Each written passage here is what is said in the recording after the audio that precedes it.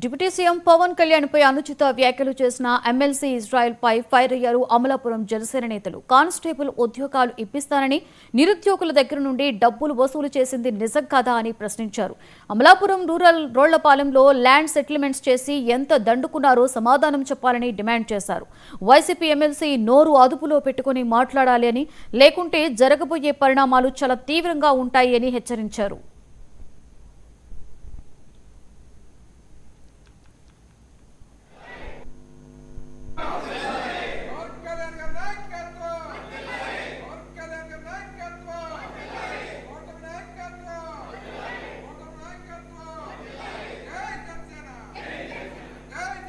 కొన్ని రోజుల కిందట బొమ్మ ఇజ్రాయెల్ గారు పవన్ కళ్యాణ్ గారి మీద చౌకబారు విమర్శలు చేశారు. దీనికి కొంచెం లేటుగానే మేము స్పందిస్తున్నామని చెప్పుకోవాలి.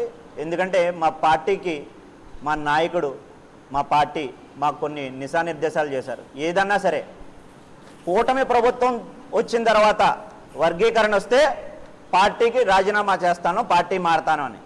ఈయన పార్టీలో జాయిన్ చేసుకునే వాళ్ళు ఎవరుంటారో మాకు తెలియదు, కానీ ఈయనకన్నా మంచి మంచి కార్యకర్తలు, నాయకులు మాతో పాటు ఉన్నారు. ఈ వ్యక్తి సవాల్ చేసే ముందు ఏదన్నా సరే మనం మాట మీద నిలబడేటట్టు ఉంటేనే చెయ్యాలి. మరి ఏం చేస్తున్నాడు ఇతను? వర్గీకరణ వచ్చింది, పెద్దల మందకృష్ణ మాదిగ గారు,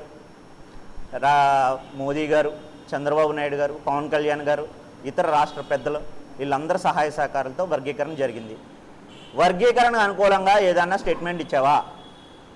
ఈవేళ రాజకీయ పార్టీలు ఏదైనా సరే పార్టీకి, పార్టీలో ఉన్న కార్యకర్తలకి, మన సామాజిక వర్గానికి ఏదో ఒక మంచి పని చేసుకుంటూ ఉంటారు. ఈయన ఏం చేశాడు? ప్రతి అడుగున వీళ్ళ సొంత సామాజిక వర్గం వారికే వెన్నుపోటు పొడుస్తున్నాడు. ఈరోజు బొమ్మ ఇజ్రాయెల్ గారు పవన్ కళ్యాణ్ గారి మీద అనుచిత వ్యాఖ్యల మీద మిమ్మల్ని అందరినీ పిలవడం జరిగిందండి. అయ్యా బొమ్మ ఇజ్రాయెల్ గారు, మీ బొమ్మ తిరిగి ఎమ్మెల్సీ అయ్యారు. బొమ్మ ఇజ్రాయెల్ గారు, మీరు మాట్లాడి మాటలకే, మీరు చేసి చేతలకే ఏ విధమైన పొంతన లేకుండా మాట్లాడుతున్నారు. సినిమాల మీద వచ్చిన కష్టం డబ్బులు పేద రైతులకు ఇచ్చి ఆదుకునే నాయకుడు మా నాయకుడు. మా నాయకుడు ఎవరికైనా పాలేరుతానం చేస్తున్నాడంటే రాష్ట్రానికి, పేద ప్రజలకి పాలేరుతానం చేస్తున్నారు తప్ప వేరే వాళ్ళు ఎవరికి పాలేరుతానాలు చేయట్లేదు. మీరు నోరు సంభాళించుకుని మాట్లాడటం నేర్చుకోండి. అలాగే మీ తిరుపతి లీటర్లో 10,000కి అమ్ముకుని మీరు చాలా దారుణమైన స్థితికి దిగజారారు. మీరు ఆ విధంలో కూడా చాలా తప్పు చేసి ఉన్నారు. అలాగే మీ జాతిలో పుట్టిన మందా కృష్ణమాది గారు మాకు ఆదర్శం.